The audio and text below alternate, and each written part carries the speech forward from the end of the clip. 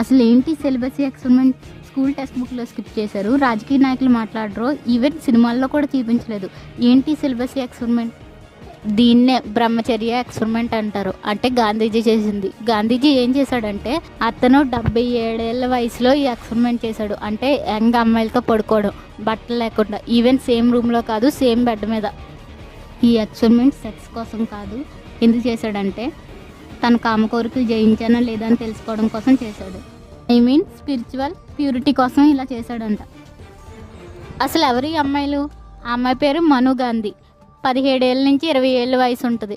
ఆ అమ్మాయి ఎవరంటే గాంధీజీకి మనవరాలు వరుస అవుతుంది. ఇంకొక అమ్మాయి పేరు అబ్బా గాంధీ. ఆ అమ్మాయి కూడా క్లోజ్ రిలేటివ్ అనమాట, సేమ్ ఏజ్ ఉంటుంది. ఇంకొక అమ్మాయి డాక్టర్ సుశీల నాయర్, ఇంకొకరు వీణా పటేల్.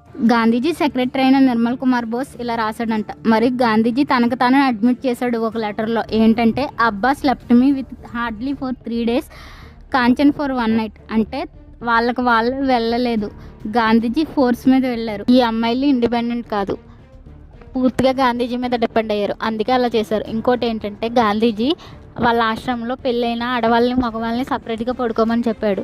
అంతేకాదు పొద్దున్నే లెగిసి కోల్డ్ బాత్ చేయమన్నాడు. ఎందుకు అలా అంటే టు సప్రెస్ డిజైర్ అనమాట. మరి ఎందుకు అలా చేశాడు? గాంధీజీ బ్రహ్మచార్య తీసుకున్నాడనా, మిగతా వాళ్ళు కూడా అతను ఫాలో అవ్వాలనా? అదే సేమ్ టైంలో అమ్మాయిలతో మసాజులు చేయించుకోవడం చేశాడు గాంధీజీ.